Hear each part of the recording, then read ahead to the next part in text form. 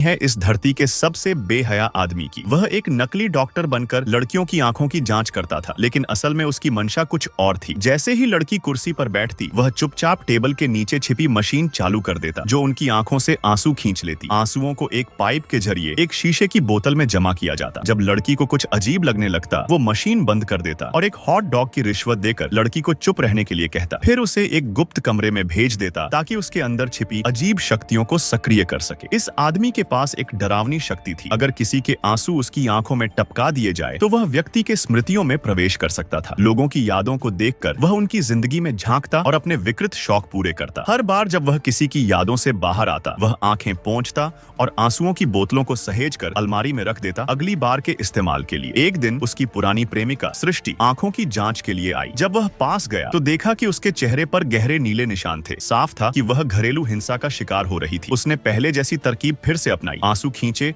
और स्मृतियों में झांका। लेकिन इस बार वह जो देखता है उससे उसका दिल दहल जाता है। यादों में सृष्टि का पति उसे बेरहमी से मारता है और यह सब इतनी तीव्रता से होता है कि वह खुद उस दुनिया में फंस जाता है, मौत के करीब पहुंच जाता है। बाहर आने के बाद वह बदला लेने की ठानता है। एक बहाने से सृष्टि के पति अरुण को अपनी क्लिनिक बुलाता है और कहता है कि उसकी आंखों में एक गंभीर बीमारी है जो जानलेवा बन सकती है। इलाज के नाम पर वह उसे 300 बोतलों में जमा किए गए दर्दनाक आंसू पिलाता है। जैसे ही आंसू उसके अंदर जाते हैं, अरुण की चेतना डरावनी यादों से भर जाती है। हर पल उसे लगता है जैसे कोई उसे मारने आ रहा है। इस मानसिक तनाव में वह अपनी ही पत्नी को हमलावर समझ बैठता है और गुस्से में उसे मार डालता है। 500 साल बाद जब वह एक ट्रांस जैसी स्थिति से बाहर आता है, अपनी पत्नी की लाश देखकर उसका दिल टूट जाता है। वह पछतावे में हाथ धोता रहता है, जैसे किसी तरह अपना पाप धो पाए। लेकिन सब कुछ बहुत देर हो चुकी होती है। अब वह उसी आदमी को ढूंढने निकलता है जिसने उसकी जिंदगी तबाह कर दी। इस बार बदला